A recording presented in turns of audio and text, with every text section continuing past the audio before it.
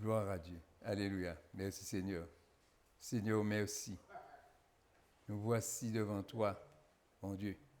Nous voulons savoir ce que tu as à nous dire ce matin, Seigneur, mon Dieu. Nous voulons écouter ce que tu as à dire, Seigneur, mon Dieu, pour le mettre en pratique.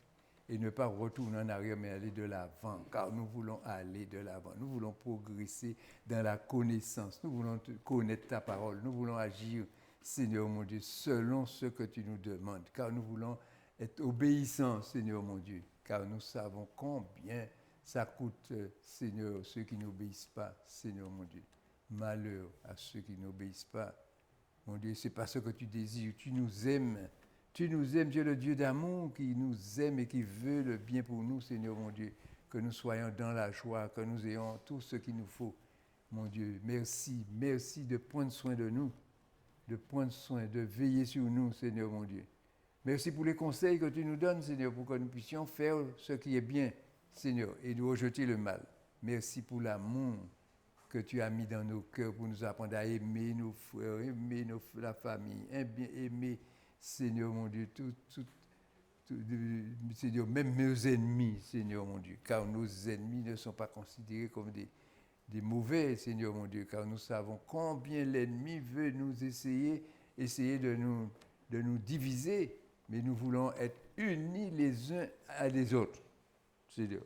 Et nous te bénissons, car c'est ce que tu as, la loi que tu nous as donnée, que nous marchons ensemble les uns avec les autres, que nous devons nous aimer les uns les autres. Et je bénis le peuple qui est devant toi, Seigneur, chacun de nous, et que nous soyons bénis en abondance. Et que ton nom soit béni ou exalté dans le nom de Jésus-Christ. Je t'ai prié pour ta seule gloire. Amen. Amen. Et nous allons passer à la prédication de la parole de Dieu, car nous voulons parler de Dieu. Mais ce que j'aime bien, c'est que l'homme doit connaître Dieu, avoir la connaissance de la parole et comprendre le sens de la parole que Dieu donne. Vous voyez, et combien c'est important. Vous pouvez vous asseoir. Hein? Combien c'est important pour les hommes de connaître Dieu, de connaître la parole, de savoir ce que Dieu veut. Mais bien aimé, qu'est-ce que Dieu veut? Qu'est-ce que Dieu, Seigneur, que veux-tu que je fasse aujourd'hui? Voilà, c'est que quand on se lève le matin, on demande à Dieu ce que veux-tu que je fasse. Et on fait ce que Dieu veut. Mais si on veut qu'on se lève le matin et qu'on fait ses affaires, et puis on dit à Dieu, bénis ce que j'ai fait. Non, Dieu ne marche pas comme ça. Dieu marche dans la bénédiction qu'il nous donne. Il veut que nous marchions dans le sens. C'est nous qui recevons la bénédiction, que nous devons obéir à Dieu, marcher dans la connaissance de sa parole. Et c'est pourquoi que Dieu nous aime et que nous ne savons pas combien Dieu nous aime, la grandeur de l'amour que Dieu a pour nous. Nous ne faisons pas attention, parce que si Dieu voulait détruire, il est déjà détruit. Il ne détruit pas quelqu'un qui est dans les problèmes. Au contraire, il ne veut pas que nous mourions dans le péché. C'est pourquoi il a envoyé son Fils mourir à la croix de Golgotha pour nous, et parce que son Fils pour nous sauver de la mort, pour nous donner la vie éternelle. Et l'homme n'a pas encore compris ça, qu'on a besoin de Jésus pour que nous vivons dans la vie éternelle, parce que plus tard, lorsque les hommes quittent la terre, ils ne sont pas morts.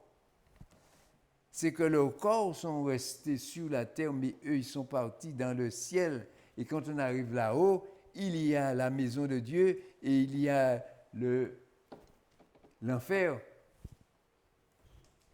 le feu, ou ce feu ardent qui ne consume pas, qui brûle sans consumer. Alors c'est pourquoi que l'homme doit prendre à faire attention et chercher Dieu, marcher dans sa parole, écouter ce qu'il a à dire et ses conseils et marcher dans les conseils de Dieu. Et c'est bien, parce que lorsqu'on marche dans les conseils de Dieu, on est béni et ce n'est pas difficile. Alors je vais lire un passage dans le livre de Jean, 1 Jean, premier épître de Jean, chapitre 5. Jean,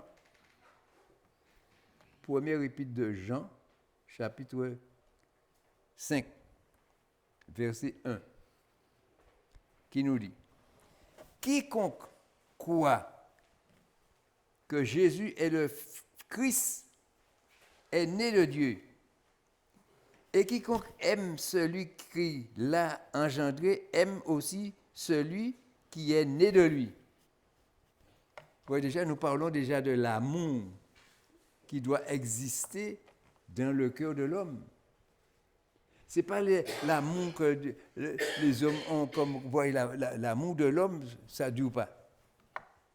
Parce que l'homme rencontre une jeune femme, il lui dit « je t'aime » et il l'aime pour le moment, mais de ce petit moment, demain, il ne l'aime plus. Parce qu'il a déjà changé de vie et il par contre raconte qu'il l'aime. Quand on aime, la mort de Dieu ne périt pas. La mort de Dieu, quand Dieu nous aime et il nous aime, c'est pour toute la vie. Il fait tout pour nous sauver. Et nous disons que nous l'aimons et nous ne faisons pas ce qu'il veut. Pourquoi ? Parce que nous ne voulons pas l'obéir. Mais ce qu'il cherche, c'est qu'il commence à nous dire « Quiconque croit que Jésus est le Christ est né de Dieu. » Vous voyez, la première des choses, il y a le mot « croire » dedans. Parce que lorsqu'on croit en Dieu, vous voyez, croire en ce qui est bien, croire en la parole de Dieu, parce que lorsqu'on croit en Dieu, on croit en la parole, on croit au commandement que Dieu a donné, on croit en ce que Dieu a dit, on croit qu'il y a la puissance de Dieu dans la parole de Dieu, parce que pourquoi c'est ce que la Bible nous dit, qu'il y a la puissance de Dieu dans sa parole, c'est la parole de Dieu qui fait des effets, parce que Dieu dit que sa parole ne retourne pas à lui sans effet. Quand la parole de Dieu fait son tour sous la terre, la parole revient sous la terre, mais avant de revenir à Dieu, il a déjà fait ce qu'il avait à faire. Et ce qu'il avait à faire, parce que c'est écrit d'avance, parce que Dieu l'a écrit. Et quand Dieu l'a écrit, on ne peut pas l'effacer. On ne prend pas une gomme et puis dire, je vais effacer ça. Non. Ou bien prendre un point bic et puis dire, oh là, je vais effacer ça. Non, on ne peut pas l'effacer. C'est écrit et ça va se faire. Ça va se réaliser. Et c'est quand Dieu demande, et c'est de la même façon que la Bible dit que quand nous avons auprès de lui cette assurance que si nous demandons quelque chose selon sa volonté, il nous écoute. Et si nous savons qu'il nous écoute, nous savons que nous possédons la chose que nous lui avons demandée, quelle qu'elle soit.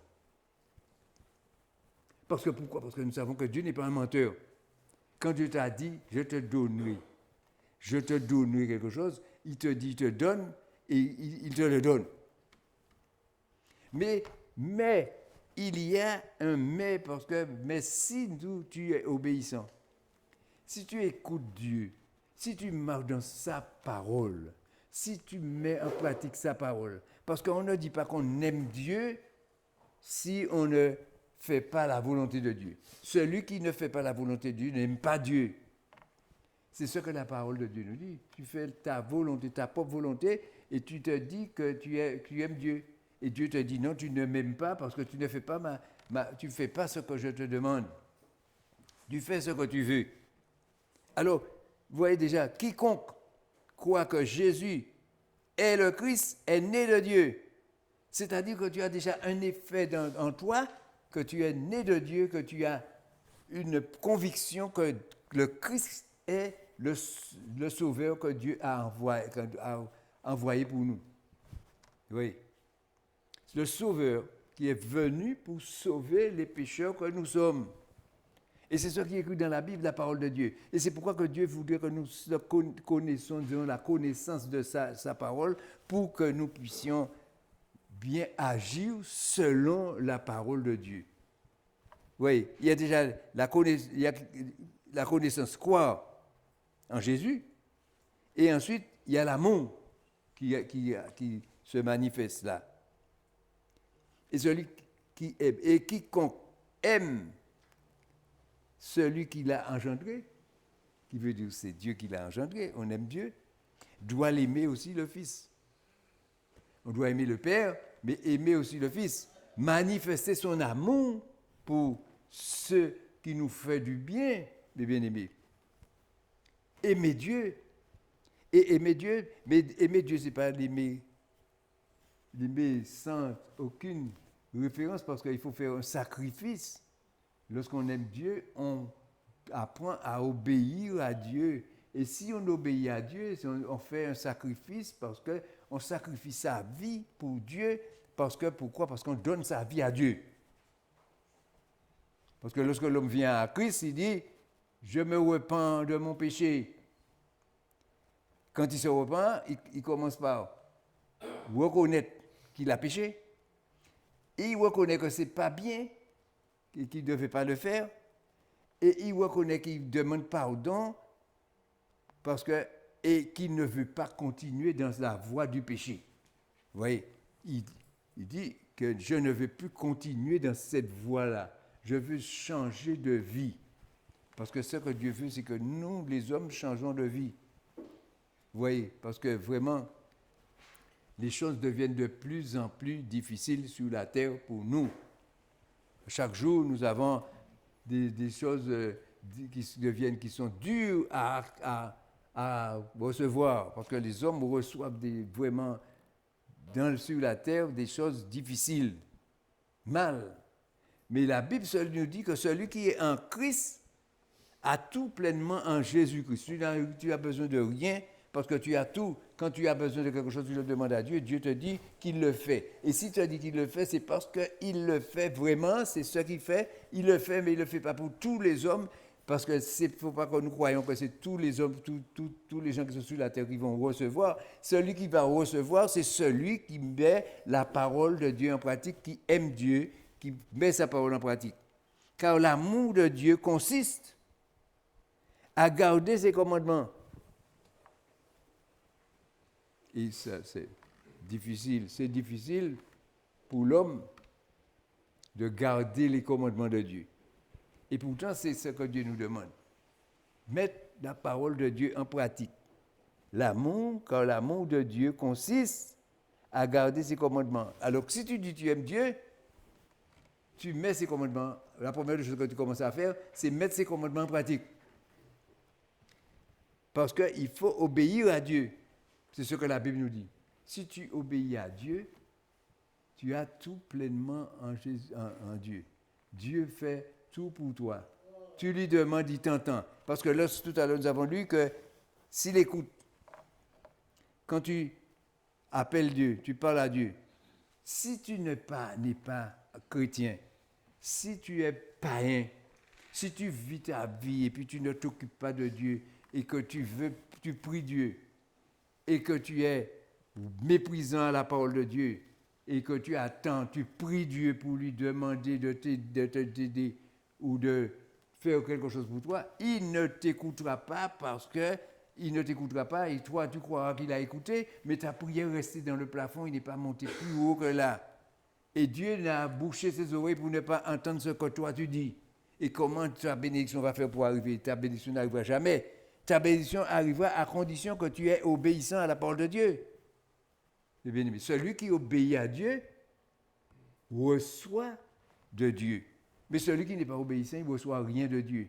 Parce que Dieu veut que les hommes soient reconnaissants pour le sacrifice, surtout qu'il a fait un sacrifice grand pour nous. Parce qu'il faut nous reconnaissons que quand Dieu donne son propre fils, est-ce que tu aurais donné ton fils pour sauver un homme, pour sauver quelqu'un? Non, tu ne le feras pas.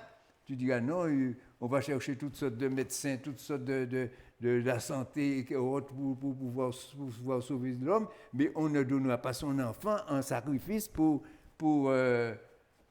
sauver un homme. Et Dieu il le donne pour sauver le peuple. Et qu'est-ce que c'est que ce peuple-là? C'est le peuple qui est contre Dieu. Ceux qui n'obéissent pas à Dieu. Et Dieu donne son Fils pour les sauver. Et l'homme ne sont pas satisfaits pour chercher la grâce de Dieu. Dieu dit, je te fais grâce, je te pardonne. Et Dieu, il n'agit pas un ennemi avec nous. Il veut nous sauver, il veut nous donner, il veut nous amener dans le droit chemin. Il veut que le bien pour nous. Il ne veut pas que nous mourons. Vous voyez, mes bien-aimés. Il veut que nous restions, que nous ayons la vie éternelle. Et l'homme n'a pas encore compris que quand il est mort, vous voyez, quand dans le conflit qu'on vit, qui passe là, cette maladie qui passe et puis qui tue du monde, les gens sont montés.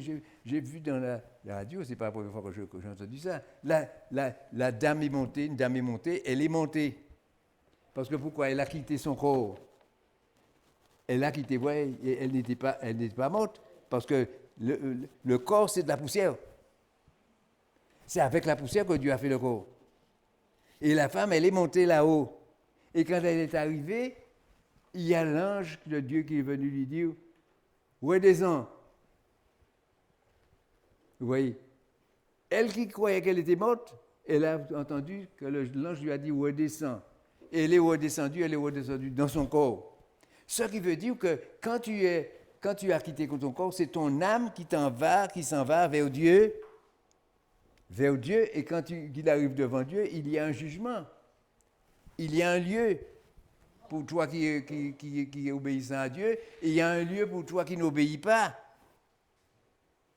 Parce que Dieu rejette ceux qui ne lui obéissent pas, et il accepte ceux qui lui obéissent. Et quand la dame, quand elle est descendue, c'est quand l'ange lui dit « redescends », c'est parce qu'elle n'est pas prête pour rester dans le royaume de Dieu. Il faut qu'elle aille se préparer, qu'elle soit prête pour remonter, et quand elle arrivera avec tous les éléments que Dieu lui a donnés à faire, elle le fait, elle arrive devant Dieu, et Dieu lui dit, Jésus lui dit, voici ta place. Parce que pourquoi? Parce que Jésus a dit, quand il partait, il a dit, je vais vous préparer une place dans la maison de mon Père. S'il n'y avait pas, je vous l'aurais dit, mais il y a des places pour tout le monde. Alors tous ceux qui viennent à Dieu ont une maison, une habitation dans le royaume de Dieu. Alors, vous voyez, c'est pour que l'homme puisse comprendre qu'il y a la mort, qui veut dire que celui qui n'obéit pas à Dieu, il va se séparer de Dieu, il ne recevra plus rien de Dieu, et Dieu ne s'occupera pas de lui, il va se jeter dans l'enfer d'enfer, même s'il souffre, il va crier Dieu, Dieu ne répondra pas, parce que lui, il a qu'à passer sa vie à mépriser Dieu. Vous voyez? Mais s'il a passé sa vie à bénir Dieu, à remercier Dieu, et à vivre sa vie en Christ, et qu'il prend les commandements, lorsque nous connaissons que nous aimons les enfants de Dieu, lorsque nous aimons Dieu. Et vous dites, j'aime Dieu, mais tu n'aimes pas les enfants de Dieu. Alors qu'est-ce que tu fais de bon? C'est que tu n'aimes pas Dieu, parce qu'il faut aimer les enfants de Dieu, il faut aimer même tes ennemis. La Bible dit qu'il faut aimer tes ennemis. Je trouve que c'est difficile, mais ce n'est pas quelque chose de difficile. Tu aimes quelqu'un sans... Tu n'as pas besoin de savoir s'il t'aime. Parce que les gens, voudraient savoir, est-ce que tu m'aimes? Oui. Même des hommes qui ont leurs femmes à la maison, qu'est-ce qu'ils disent? Est-ce que tu m'aimes? Et quand la femme lui dit, je ne t'aime pas, je ne t'aime plus, qu'est-ce qu'il fait? Il divorce avec la femme parce que la femme lui a dit qu'il n'aime pas. Mais lui, il n'agit pas en homme qui aime sa femme parce qu'il fait ce qu'il veut avec sa femme, avec ce qu'il fait, il vit sa vie et il veut que sa femme l'aime. Vous voyez, mes bien-aimés. Et c'est pour ça que Dieu nous dit, tu vis ta vie et tu veux que je t'aime. Pareil. Alors, si Dieu ne t'aime pas, eh bien voici que tu ne peux pas entrer dans le royaume de Dieu. Tu es obligé de rester loin de Dieu. Et quand tu vas prier Dieu, que tu vas appeler Dieu pour lui parler, pour lui demander, parce que c'est facile pour que quelqu'un puisse prier. Même s'il n'a pas les mots qu'il faut, il prend la Bible et il prend un psaume, et le psaume, il le lit en machin, il fait sa prière dans la Bible, et Dieu va, et parce qu'il croit que Dieu va recevoir ça demande parce qu'il a lu la Bible. Non, c'est pas parce qu'il a lu la Bible, parce que ce que Dieu veut, cherche, c'est dans ton cœur que c'est ce que Dieu cherche, c'est ce qui est dans ton cœur, ce que tu as à l'intérieur de toi. Qu'est-ce que tu crois? Est-ce que tu crois en Dieu? Est-ce que tu crois en Jésus-Christ? Est-ce que tu crois en la parole de Dieu? Est-ce que tu crois et que tu mets les commandements de Dieu en pratique? Voilà les questions que Dieu te pose. Vous voyez, mes bien-aimés. Et c'est ça que tu ne fais pas. Tu ne veux pas mettre le commandement de Dieu en pratique. Et la Bible nous précise que, car tout ce commandement, il dit que, et ces commandements ne sont pas pénibles. Quel poids, ça ne pèse rien sur toi de mettre les commandements de Dieu en pratique. Il n'y a pas de difficulté. Dieu ne nous donne rien qui va nous fatiguer, rien qui va nous user, rien qui va nous empêcher de vivre. Au contraire, il nous met pour que nous soyons libres, pour que nous puissions vivre. Vous voyez, mes bien-aimés. Parce qu'il y a cette histoire de, vous voyez que le commandement, ils ne sont pas pénibles. Il faut que nous voyions ça, ce n'est pas des poids que Dieu met sous notre dos. Il nous allège du poids de l'ennemi qui nous apprend, qui nous met dans l'esprit pour que nous soyons dans le péché, que nous vivons dans le péché. Et l'homme croit que c'est dans le péché qu'il va trouver sa joie, il va trouver le bonheur. Vous voyez que les gens cherchent le bonheur. Vous voyez, j'ai même entendu ces jours derniers, en Allemagne, les enfants qui sont à l'école, on les apprend le bonheur, comment ils peuvent recevoir le bonheur. Le bonheur, ça ne se reçoit pas comme en jouant au football, en faisant tout ce qu'on veut sous la terre. C'est que le bonheur vient, c'est quand tu as Dieu dans ta vie, quand tu as Jésus-Christ dans ta vie, quand tu mets la parole de Dieu en pratique, quand tu as besoin de quelque chose, tu ne te fatigues pas pour aller pleurer, gémir pour tout ce qu'il faut demander, de l'aide et autres. Non, tu t'adresses à ton Dieu et ton Dieu fait pour toi ce qu'il faut. Pour ça, tu n'as pas besoin de te fatiguer, tu n'as pas besoin de rien parce que Dieu prend soin de ses enfants. Je vous l'assure, moi, je suis un enfant de Dieu et je vous remercie Dieu de ce qu'il a fait de moi, son fils. Vous voyez, parce que je vis joyeusement en Jésus-Christ. Et c'est comme ça que nous devons chercher à vivre en Jésus-Christ. Ne pas laisser l'ennemi, nos pensées nous conduire, parce que souvent, les gens ont des problèmes, des difficultés, ils croient que c'est ce qui arrive, ils disent « Ah, c'est le diable qui a fait ça. Le diable qui fait ça. L'esprit malin qui fait ça, et ceci, cela. » Mais l'homme ne voit pas que c'est lui-même qui attire la malédiction sur lui, parce qu'il ne fait pas la volonté de Dieu, il désobéit à Dieu, et pourtant Dieu a écrit, c'est écrit dans sa parole, que si tu n'obéis pas à la volonté, à ce que Dieu te dit, tu seras sous la malédiction. Et quand la malédiction arrive, tu cherches partout qui c'est qui... Tu veux aller marcher, parce que les gens vont même chez des marabouts, pour que les marabouts puissent chasser les esprits qui sont en eux, qui les poussent à la souffrance, à des... Non, mes bien-aimés, il faut que nous apprenions à comprendre les choses. Parce que le diable, lui, c'est un rusé. Il cherche un moyen pour tromper, pour que l'homme puisse venir s'attacher à lui. Alors, on va chez le marabout, il te raconte n'importe quoi, il te donne toutes sortes de machins, des choses à faire. Et les gens croient que c'est par là qu'ils vont sortir, ils vont trouver le bonheur, ils vont trouver la grâce. Et non, ce n'est pas là que tu vas trouver le bonheur. Tu trouves le bonheur quand tu es en Christ, quand tu as Dieu avec toi. Parce que Dieu défend ta cause. Quel que soit là où tu es, Dieu est là. Dieu vient défendre ta cause parce que tu es fils de Dieu. Tu vas là où il y a du danger, aucun danger ne t'atteint. Pourquoi le danger ne t'atteint pas? Parce que tu es le fils de Dieu et Dieu protège son enfant.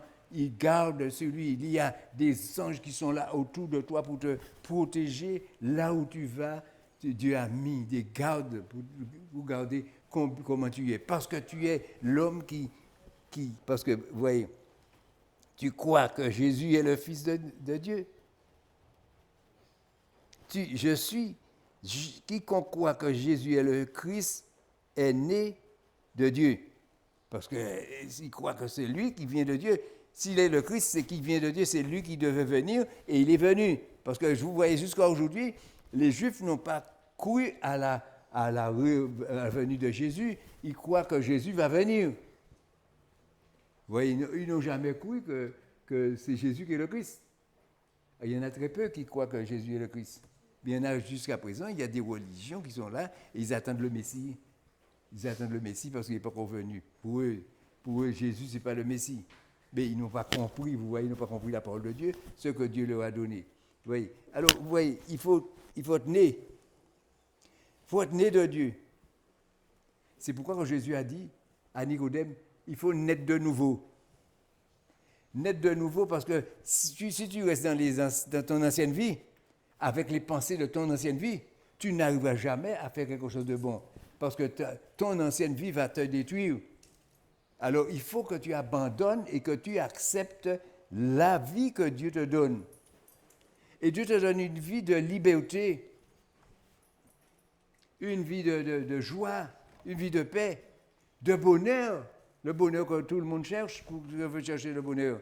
Parce que tu vis dans le bonheur, tu dors le soir, tu te lèves le matin, tu es joyeux, tu vas là où tu vas, quel que soit là où tu vas, tu as avec toi Dieu avec toi, même pour les accidents. Dieu t'évite d'accidents.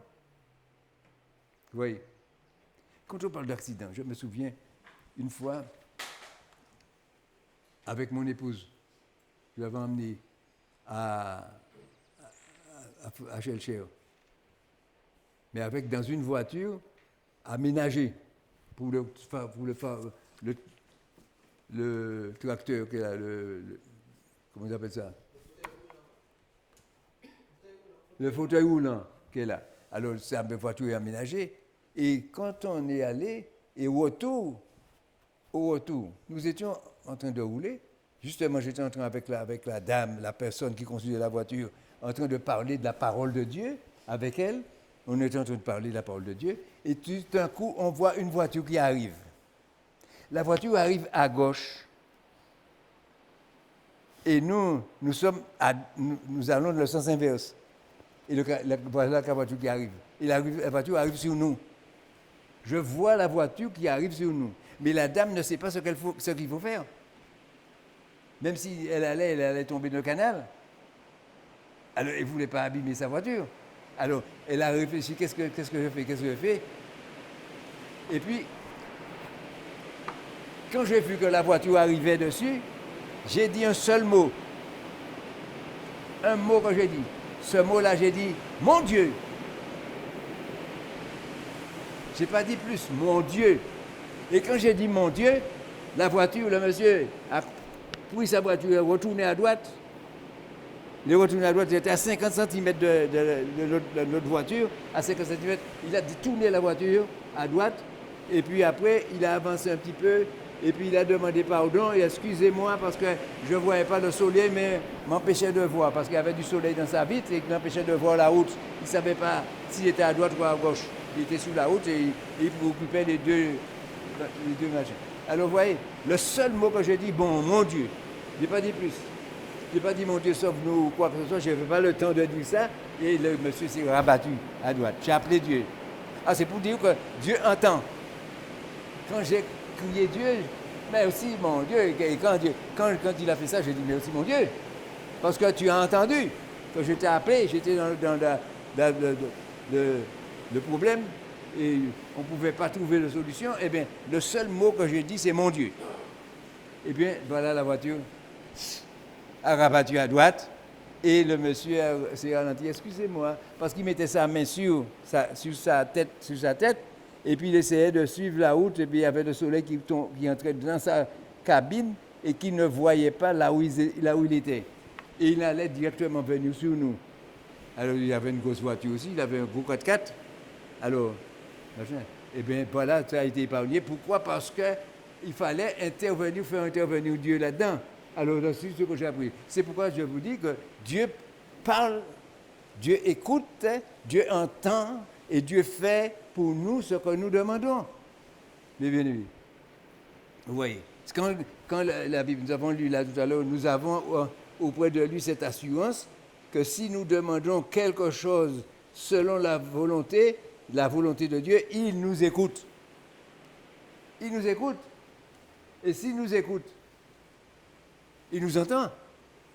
S'il nous entend, c'est qu'il a une décision à prendre pour nous donner ce que nous lui demandons. Mais bien, la Bible nous dit que bien demander selon sa volonté.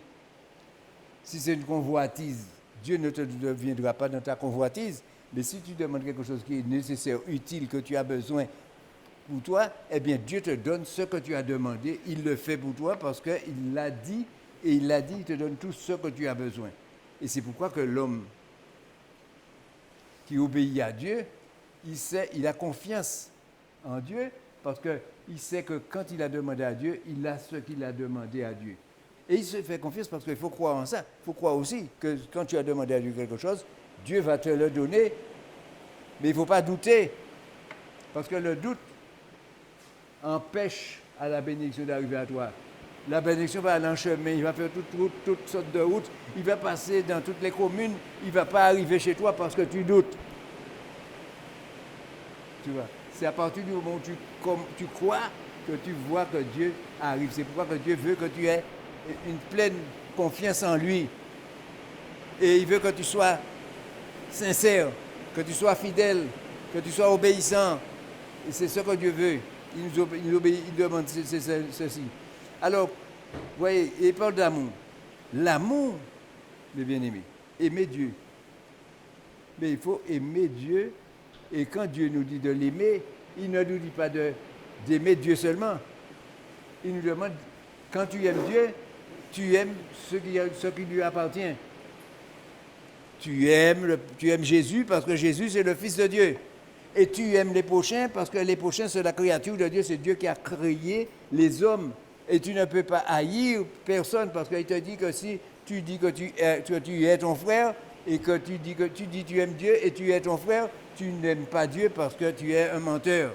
Pourquoi? Parce que tu dois aimer ton prochain, quel que soit celui qui est sur la terre. C'est une créature de Dieu que Dieu a créée. Et quand Dieu l'a créé, tu dois l'aimer. Parce que c'est ton frère. Vous voyez, tu vas attendre qu'il soit chrétien pour devenir ton frère? Non, parce qu'il est de la même nature que toi. Tu ne sais pas quand les hommes deviennent chrétiens ou pas chrétiens. Tu ne sais pas qui devient. Parce que Dieu appelle. Moi, je vivais ma vie d'homme. La vie normale de l'homme, comme on dit normale, parce qu'on vit sa vie, c'est la vie dans l'ancienne vie. Et puis un beau jour, Dieu m'a appelé. Je suis allé. Et quand je suis allé, j'ai vu que la façon dont Dieu m'a reçu, j'ai dit, non, je ne retournerai pas là où j'étais. Je ne retournerai pas là, je vais continuer avec Dieu, je vais marcher avec Dieu. Parce que c'est là qu'il y a la bénédiction, c'est là qu'il y a...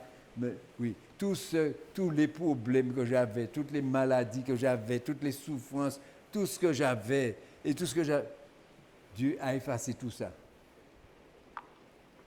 Et alors comment un homme peut dire qu'il aime Dieu et puis il va abandonner l'amour de Dieu à cause d'une parole que Dieu lui a donnée qui ne lui plaît pas? Ah ouais, mais tu me dis d'aimer les prochains, mais il y a des hommes qui ne veulent pas aimer tout le monde. Ils préfèrent aimer Dieu parce que Dieu donne. Il aime Jésus parce que Jésus est venu pour pardonner ses péchés, mais il n'aime pas son frère qui est de la même vie avec lui. Il n'aime pas. Alors tu n'aimes pas. Pourquoi tu n'aimes pas? Tu dois l'aimer, c'est un devoir que tu dois avoir d'aimer ton frère qui est ton frère, qui est de même nature que toi, qui est un homme comme toi, qui est créé par toi, par Dieu. C'est Dieu qui l'a créé, et Dieu a créé à son image, parce que c'est à l'image de Dieu que l'homme est créé. C'est l'homme qui prend des détours en chemin, parce que Dieu lui a donné la liberté d'aller laisser libre, faire son choix, et l'homme choisit de vivre sa propre vie, et c'est comme ça que l'homme se détourne de Dieu, et Dieu veut nous rassembler, nous réunir, pour que nous faisons un peuple qui marche dans la sainteté, pour que les problèmes qui courent sur la terre, pour que les maladies et les autres, la mort et tout ce qui vient pour atteindre les hommes, pour que ça ne nous touche pas, pour que nous soyons bien portants et que nous nous portons bien devant Dieu. Vous voyez, c'est pour ça que Dieu veut. Car tout ce qui est né de Dieu, triomphe du monde. Tout ce que Dieu va te donner, ça sera supérieur à ceux du monde. Tout ce que Dieu va t'accorder, ça sera supérieur à ceux du monde. Et tu l'auras pour ta vie, quand Dieu t'a donné. Il te donne pour ta vie. Et oui, parce que les choses que les gens vendent, lorsqu'on achète, on dit « Ah, c'est le Chinois qui l'a fait, c'est pourquoi ça ne soit pas solide. » Mais avec Dieu, il te donne, et quand il te donne, c'est formidable. On dit, c'est merveilleux ce que Dieu me donne là, parce que c'est quelque chose de très important pour ma vie. Vous voyez, mes bien-aimés, Dieu ne va pas te donner des choses qui va te poser des problèmes et autres. Non, il te donne pour que ça dure, pour que ça dure. Et puis toi, tu te souviens que c'est ton Père, Dieu, qui te l'a donné. Vous voyez, mes bien-aimés. Alors, car tout ce qui est né de Dieu triomphe du monde. Et la victoire qui triomphe du monde, c'est notre foi. Parce que notre foi n'était pas contraire. Voilà la foi qui a. Ce qui triomphe du monde, c'est notre foi. Pourquoi il triomphe du monde? Tu demandes quelque chose à Dieu, Dieu te le donne. Tu vois? Et quand tu le reçois, c'est par la foi que tu le reçois. Parce que tu crois que tu as demandé à Dieu, Dieu va te donner. Tu as la foi que ça va arriver. Et tout ce que tu fais, tu attends que ta bénédiction arrive parce que tu sais que ça va arriver. Et c'est pourquoi on parle de ne pas douter quand tu as demandé à Dieu quelque chose. Ne doute pas. Si tu doutes, tu ne recevras pas parce que va faire, la même façon que tu vas faire dans tes pensées, c'est la même façon que le cadeau, ce que Dieu va te donner, va faire. Il va faire des routes, il va faire toutes sortes de machins, mais il n'arrivera pas à toi. Ou bien il arrive tout près de chez toi et puis c'est perdu ou c'est égaré. Pourquoi? Parce que tu n'as pas cru à ce que tu as demandé à Dieu. Tu n'as pas cru que Dieu allait te répondre, Dieu allait te donner. Il faut croire que Dieu n'est pas un menteur. Lorsqu'il te dit, il te donne quelque chose, il te le donne. Et il te le donne sans te demander d'explication. Vous voyez, mes bien-aimés? Alors, vous voyez? Et la victoire qui triomphe du monde, c'est notre foi. C'est pourquoi que Dieu veut que nous ayons la foi, mes bien-aimés. Parce que si tu n'as pas la foi, tu ne reçois rien de Dieu. La foi est une ferme assurance des choses qu'on espère, une démonstration de celles qu'on ne voit pas. Vous voyez, on ne voit pas la foi. On ne voit pas ce qui vient de la foi. Mais ça arrive à nous parce que nous avons la foi et nous croyons. Nous voyons, nous recevons de Dieu parce que Dieu a décidé qu'il nous donnera. Et nous-mêmes, nous devons croire que Dieu le fait. Et c'est comme ça. Vous voyez, bien aimé. Et voyez,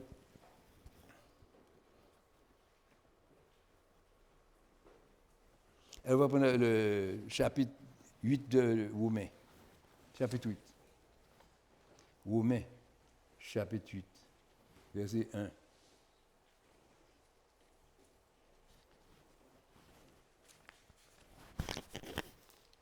Alors écoutez ça. Chapitre 8, verset 1. Il n'y a donc maintenant aucune condamnation pour ceux qui sont en Jésus-Christ. Si tu es en Jésus-Christ, il n'y a point de condamnation sur toi. Quel que soit ce que tu as fait dans ta vie, mal, ou tout ce que tu as fait mal, parce que les hommes ne peuvent pas dire « je n'ai pas péché ». Parce que tout homme pêche. Quel que soit l'homme sur la terre, il pêche. Il est un pécheur. Et il ne fait pas. C'est pourquoi Dieu n'a pas trouvé un homme capable de pouvoir remplacer Jésus. C'est pourquoi il a envoyé Jésus, parce que Jésus était fidèle, parce que lui, c'est pas un pécheur qu'il a envoyé. Son sang qui a coulé, son sang est sorti d'un être pur. Vous voyez, le sang pur que Dieu voulait pour nous sauver. Et s'il avait pris un homme, le péché de l'homme qui allait empêcher cette bénédiction d'arriver jusqu'à nous. Parce qu'il n'y a pas sur la terre, il n'y a personne qui n'a pas péché. Tout le monde a péché. Tout le monde pêche. Alors, et Dieu, Jésus est là pour le pardon des péchés. Alors, c'est pourquoi qu'il a envoyé, il n'y a maintenant aucune démonstration pour ceux qui sont en Jésus-Christ. Alors, tu es en Jésus-Christ, tu n'as aucune condamnation. Jésus ne te condamne pas. Tu demandes pardon et tu es pardonné. C'est tout. En effet, la loi de l'esprit de vie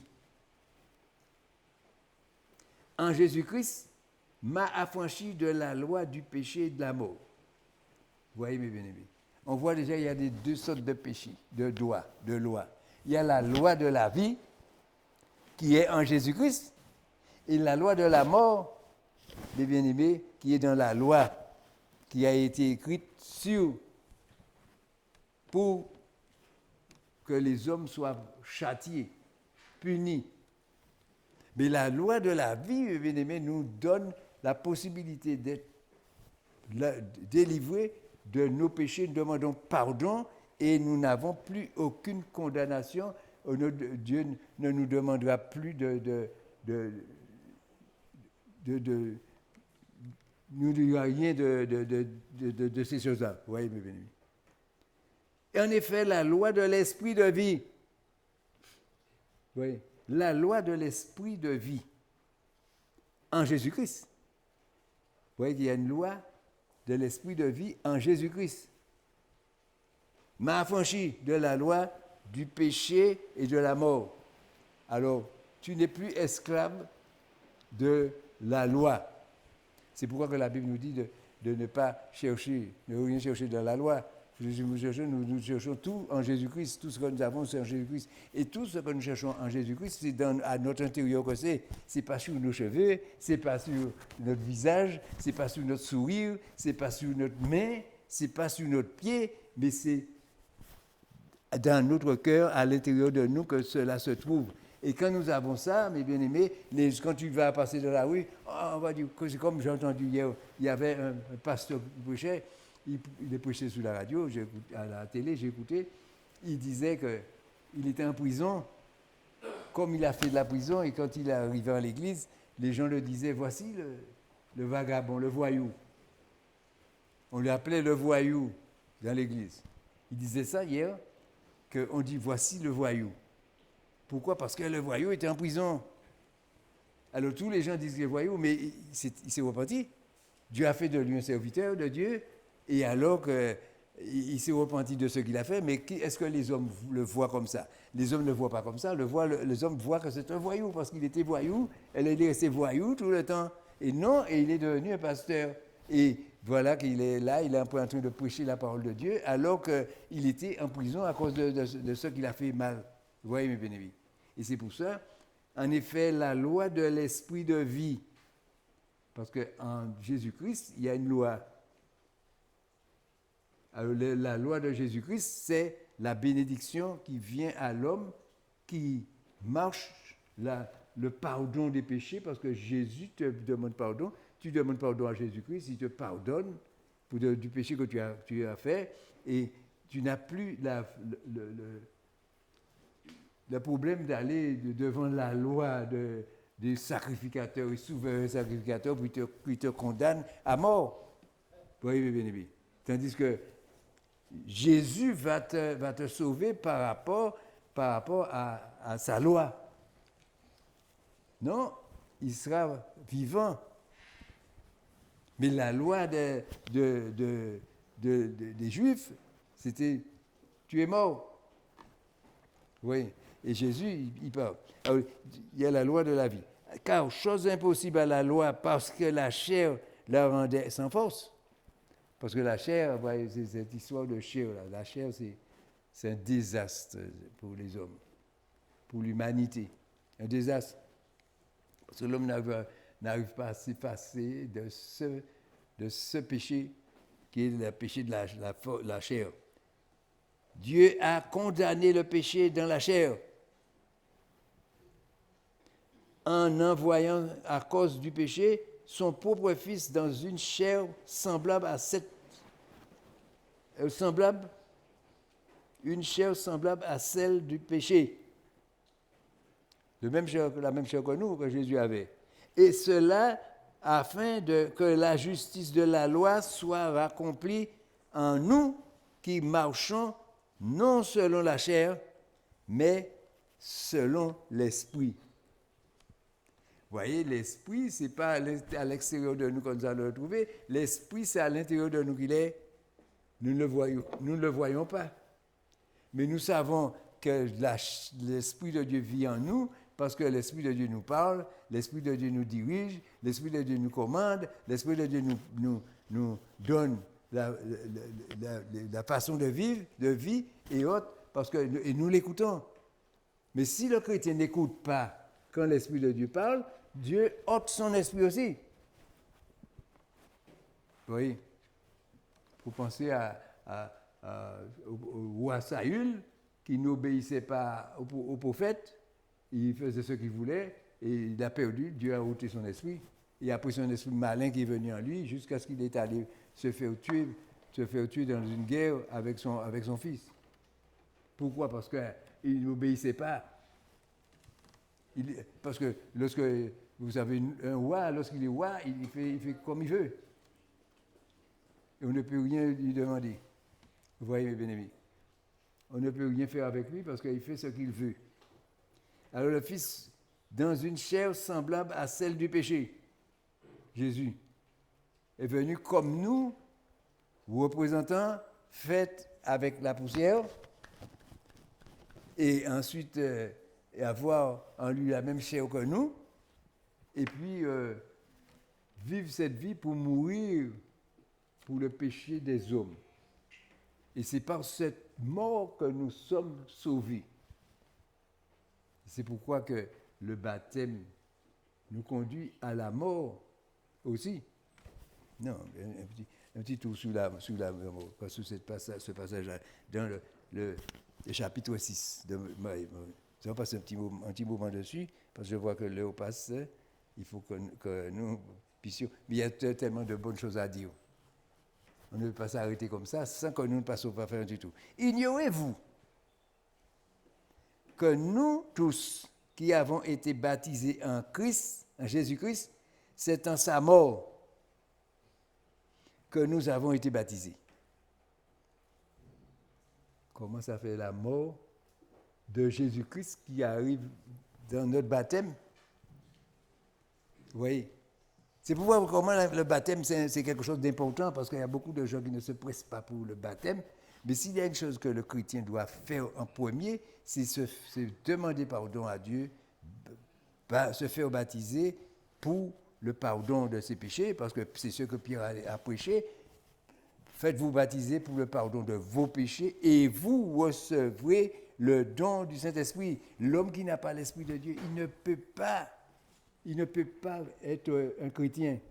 Il est chrétien quand il a en lui l'Esprit de Dieu qui le pousse à faire. Alors, vous voyez, ignorez-vous que nous tous qui avons été baptisés en Jésus-Christ, c'est en sa mort que nous avons été baptisés. Nous avons donc été ensevelis. Vous voyez, pas seulement morts seulement, ensevelis avec lui par le baptême en sa mort. On meurt quand on entre dans l'eau, on meurt. Le péché s'éloigne de nous. Afin que, comme Christ est ressuscité des morts, par la gloire du Père, de même nous aussi nous marchions en nouveauté de vie. Jésus est ressuscité et voilà que nous mourons et nous ressuscitons. En effet, si nous sommes devenus une même plante avec lui par la conformité à la mort, à sa mort, nous le serons aussi par la conformité à sa résurrection. Alors on meurt et puis on est ressuscité. Quand on sort de l'eau, on est ressuscité. Vous voyez que et c'est par rapport à cette... Parce que c'est là que ton péché est pardonné. C'est là que ton péché qui reste. Ton péché reste là où tu l'as déposé dans l'eau. Et le péché n'a plus de pouvoir sur toi. Et quand tu ressors de l'eau, tu ressors ressuscité. Parce que pourquoi tu es ressuscité? Parce que tu es une nouvelle personne. Tu n'es plus la même personne. Pourquoi? Parce que Dieu, l'Esprit de Dieu va t'apprendre à vivre par l'Esprit. C'est là que tu auras à apprendre ce que Dieu veut de toi. Et Dieu arrivera à faire ce qu'il veut parce que l'Esprit de Dieu va te parler, l'Esprit de Dieu va te conseiller quand tu vas dormir le soir, le matin, hier soir, l'Esprit m'a parlé, m'a dit. Si l'Esprit m'a dit, il faut que je fasse ce que l'Esprit a dit. Vous voyez? Et vous voyez, c'est comment, vous voyez, parce que la mort, vous voyez comment le baptême nous représente la mort de Jésus. Et nous, ce que nous enterrons, c'est le péché qui est en nous, pour que le péché s'éloigne de nous et que le péché ne s'approche plus de nous et que nous soyons complètement délivrés du péché. Nous le serons aussi par la conformité à sa résurrection, sachant que notre vieil homme a été crucifié avec lui. Mais aussi, Seigneur, de m'avoir débarrassé de ce vieil homme, afin que le corps du péché soit réduit à l'impuissance. Le péché soit réduit à l'impuissance parce que le péché n'aura plus de pouvoir sur toi. Pour que nous ne soyons plus esclaves du péché. Car celui qui est mort est libre du péché. Si tu es mort, le péché ne peut rien sur toi. Tu vois, c'est comme le coronavirus. Si la personne est morte, le coronavirus ne peut rien faire sur la personne. Et voilà, la mort ne peut rien faire sur toi parce que tu es mort. Mais si tu n'es pas mort, le péché reviendra. Parce que si tu vis par la chair, parce que la mort qui nous parle, c'est que tu éloignes la chair et t'éloigner de toi, tu n'as plus ce désir de péché de la chair. Or, si nous sommes morts avec Christ, nous croyons que nous vivons aussi avec lui. Et nous allons vivre longtemps, sachant que Christ, ressuscité des morts, ne meurt plus. La mort n'a plus de pouvoir sur lui, car il est mort et c'est pour le péché qu'il est mort, une fois pour toutes. Il est revenu à la vie et c'est pour Dieu qu'il vit. Alors nous-mêmes, c'est comme ça, nous devons mourir. Mort, c'est pour le péché, nous mourons pour le péché et nous vivons, mes bien-aimés, pour Dieu. Alors on est fiers de dire, je suis fils de Dieu. Quand je suis fils de Dieu, je ne marche pas avec le péché en moi. Voilà, vous voyez, mes bien-aimés. Et comme vivant pour Dieu en Jésus-Christ. On vit pour Dieu en Jésus-Christ. Vous voyez? Comment c'est et comment nous devons. C'est pourquoi que la parole de Dieu, vous voyez, pourquoi il y a toutes ces paroles qui sont écrites et que les gens n'arrivent pas à comprendre. On n'arrive pas à mettre le sens de la parole pour comprendre. Vous voyez que, parce qu'il y a beaucoup de gens qui vont transformer la parole, qui vont lui donner notre avis. Parce que, vous voyez, les traductions, c'est quelque chose de... Celui qui traduit, il a le libre service de mettre ce qu'il a désir. Il dit, ah non, ça ne me plaît pas. Alors il met ce qui lui plaît. Et c'est ça. Parce que vous voyez que l'importance de ce que l'homme va faire, l'homme va prendre la décision, va dire, moi je me repens pour mes péchés, je reconnais avoir péché, je demande pardon à Dieu, je regrette de l'avoir fait et je ne veux plus continuer dans cette voie. Et quand il ne veut plus, il prend la décision de ne pas continuer dans cette voie-là. Et il prie Dieu, et quand il va se faire baptiser, son péché sera effacé, et il va recevoir de Dieu l'Esprit qui va venir en lui pour l'apprendre à marcher selon l'Esprit. Et c'est là qu'on commence, on voit le début du chrétien. Parce que le chrétien a l'Esprit de Dieu. Parce que c'est lorsque l'Esprit de Dieu est entré dans l'homme, que l'homme se rend compte qu'il est une nouvelle créature. Vous voyez? Parce que si l'Esprit de Dieu ne te touche pas, tu n'es pas une nouvelle créature parce que tu vas toujours avoir les mêmes pensées, toujours les mêmes pensées du monde, les mêmes pensées de la chair, les pensées. Ça ne va pas tu ne sois pas remplacé. Mais à partir du moment que tu as accepté de baptiser, parce que ça c'est un sacrifice que l'on fait, à se faire baptiser. Parce que, vous voyez, le baptême, c'est pas le baptême qu'on va chez le curé et puis mettre un petit peu d'eau sous ta tête et tout ça. Parce que c'est un baptême que c'est toi qui te donnes à Dieu. Je veux me faire baptiser. Si je me fais baptiser, et pourquoi Jésus s'est fait baptiser? Il est allé voir Jean, il a dit, baptise-moi.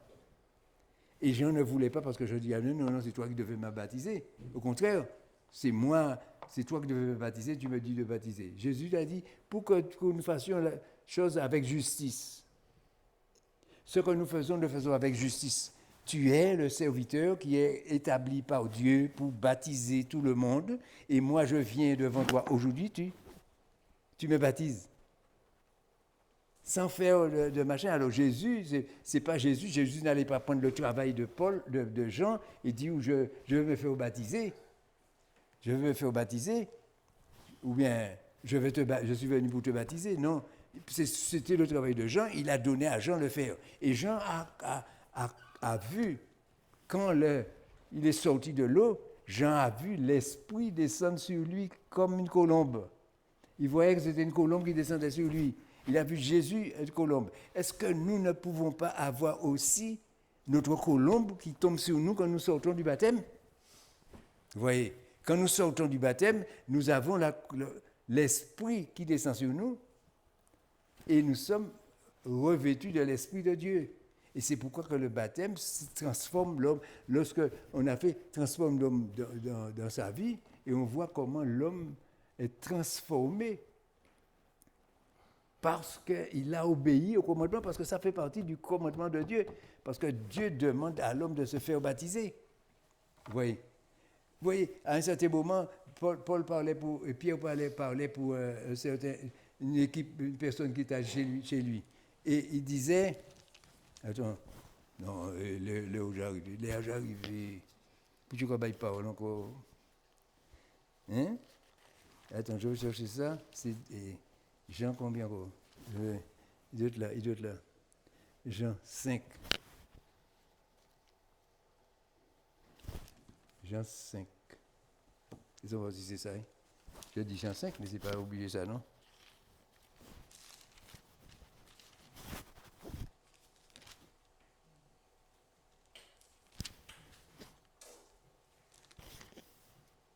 Oui, c'est bien Jean 5, c'est ça.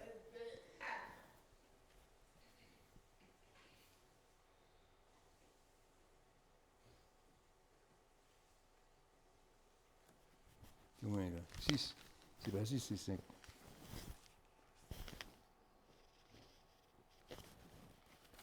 Ah bon?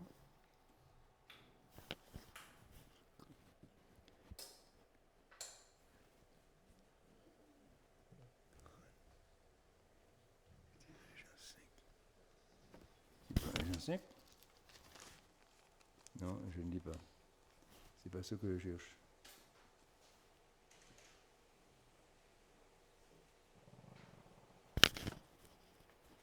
Bon.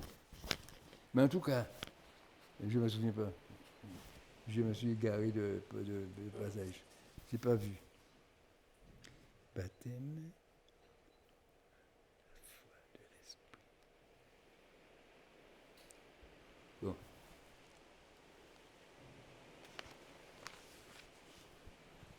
Je n'ai pas retrouvé mon verset. Alors vous voyez, c'est comme ça. Alors vous voyez pourquoi nous sommes obligés, je n'ai pas trouvé.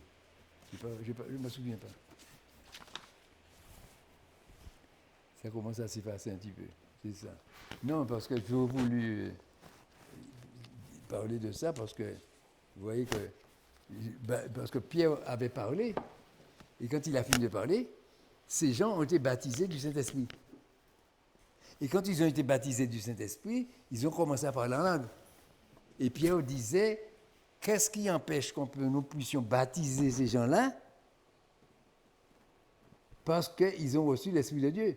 Il n'y a rien qui nous empêche de baptiser, c'était des païens. Et eux, ils parlaient en langue déjà. Alors, et ils parlaient déjà en langue, c'est qu'ils avaient déjà reçu l'Esprit avant le baptême. Mais on voit bien que Pierre, la première des choses que Pierre a demandé pour eux, c'est le baptême, pour les baptiser. Parce qu'avant qu'ils commencent à prophétiser, aller parler pour les autres personnes, les gens, eh bien, ils commençaient par le baptiser d'abord, pour les baptiser, pour effacer leur péché, et puis pour qu'ils puissent partir dans une nouvelle vie. Puisque s'ils ne sont pas baptisés, ils ne pourront pas partir dans une vie nouvelle. Le baptême, c'est pour que la personne puisse partir dans une vie nouvelle, la vie de Christ, la vie en Christ, pour être né de Dieu. Ce que Dieu veut, c'est que nous soyons nés de Dieu. Si tu n'es pas né de Dieu, tu ne peux pas plaire à Dieu. Alors, voilà, les bien-aimés. C'est ce que Dieu avait à dire aujourd'hui. Alors, je vous salue tous au nom de Jésus-Christ. Que Dieu vous bénisse, que Dieu fasse du bien et que la parole puisse progresser en nous tous, pour que nous puissions encore devenir plus dans la connaissance, parce que par manque de connaissance, on peut périr. Il faut que nous ayons la connaissance et que nous puissions savoir pourquoi nous faisons telle chose, pourquoi nous faisons ça, parce qu'il y a des gens qui disent que le baptême. Je me souviens d'un homme, nous avons baptisé un homme qui habitait à Chamflon, et ce gars-là, il rigolait les gens, il disait qu'on l'a fait prendre un bain. Pour lui, c'est un bain qu'il a été prendre, alors que lui, il avait accepté devant sa femme qu'il allait se faire baptiser, et il est venu pour se faire baptiser, on l'a baptisé, mais lui, pour lui, c'était un bain qu'il avait pris. Et le pauvre, il est mort. Il n'a pas duré longtemps après son baptême, parce qu'il ne faut pas mépriser les choses de Dieu, c'est ça, vous voyez. C'est pourquoi que le baptême est important, toutes ces choses-là sont importantes, et que c'est le commandement qui est écrit dans la parole de Dieu, il faut que nous mettons le commandement en pratique. Si tu mets, la Bible nous demande de mettre en pratique tous les commandements de Dieu. Si Dieu donne un commandement, il faut que tu le mettes en pratique. Vous voyez? Oui, mes bien-aimés. Et alors qu'on voit que les hommes ne sont pas prêts à mettre en pratique, ah non, parce qu'ils trouvent ça difficile. Alors que la Bible nous déclare que ce n'est pas difficile. C'est simple comme tout. Il suffit d'accepter, c'est tout. Tu n'as aucune charge, tu ne payes rien, tu n'as rien à dépenser de ta vie, de ta force, de ton argent, de tout ce que tu n'as rien. Tu viens devant Dieu et Dieu, au contraire, il te donne, il agit pour toi. C'est à la bénédiction de Dieu. Et que Dieu nous bénisse, vous bénisse tous. Au nom de Jésus-Christ. Alléluia. Et bénissez. Alors, priez pour le serviteur de Dieu. Les serviteurs. Pourquoi est-ce que les serviteurs ont besoin de prière? Parce que je vois que ma mémoire s'en va un petit peu. Alors, j'aurais bien aimé que je puisse me souvenir, parce que, comme ça prend de l'âge, c'est toujours comme ça. Il y a toujours des petits inconvénients. Et que Dieu vous bénisse tous. Amen.